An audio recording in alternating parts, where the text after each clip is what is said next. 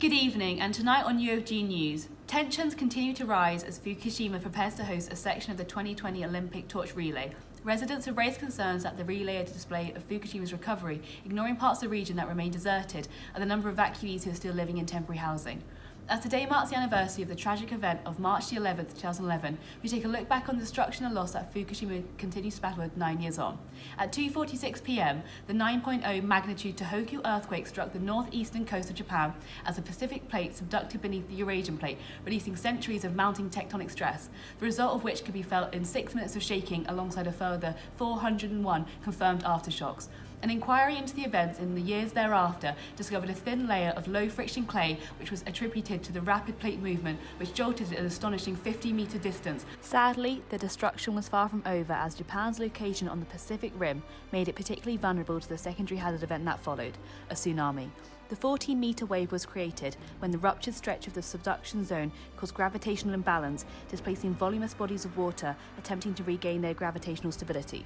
In the process of which, over 1 million buildings were destroyed or severely damaged. Loss of life has been estimated at 20,000, mainly as a result of the tsunami, with a further 160,000 people displaced from the disaster.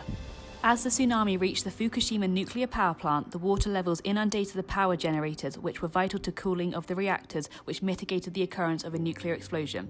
The inability to cool the reactors resulted in massive hydrogen explosions and releases of radioactive activity. Whilst the danger of radioactive exposure is estimated to have affected 18,500 people, there remains substantial uncertainty over the impacts of the radiation to unborn children and cancer levels.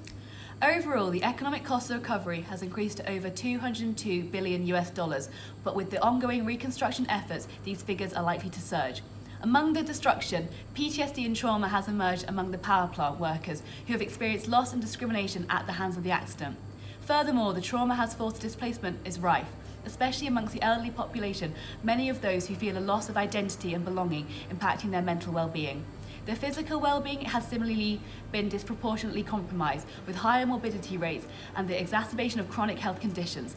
Evacuations and the movement between temporary housing has also been criticised for overlooking the unique needs of disabled individuals, as they experience greater vulnerability to the impact of the environmental calamities. In a report by Japan's Nuclear Emergency Task Force, the government admitted to its ill-preparedness, which led to the scale of destruction that followed the earthquake and tsunami. One of the most damning failings regarding the height of the tsunami wall, which was less than 6 metres tall and confronted by a tsunami wave of approximately 14 metres.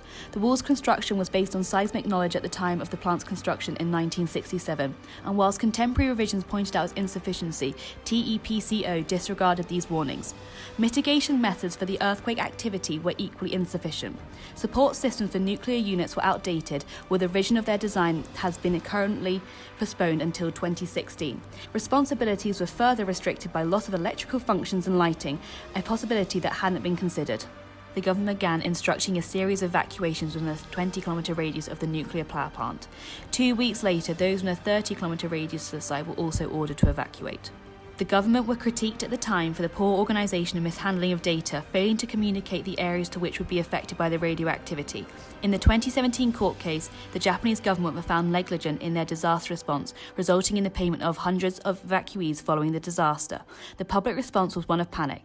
Due to the poor communication and public confusion, many residents fled, hospital staff left their patients, and aid organisations deserted the region. 9 years since the devastation, uncertainty remains as Fukushima's recovery time extends to include the agricultural recovery from the nuclear radiation.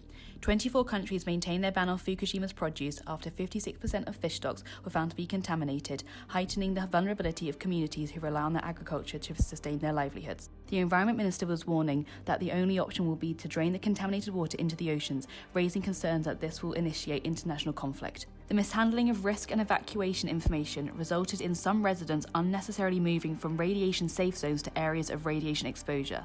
As a result, community risk perception years after the disaster is one clouded with confusion and distrust towards the government and recovering bodies, undermining reconstruction and preparation efforts. Learning from the mistakes of 2011, the 2016 Fukushima earthquake response employed real-time national broadcasting to ensure a more effective and faster public evacuation. Clear-up is ongoing, however the damage of the 2011 accident has halted Japan's nuclear power plants, preventing the likelihood of similar triple-threat disasters to occur on Japanese soil in the near future.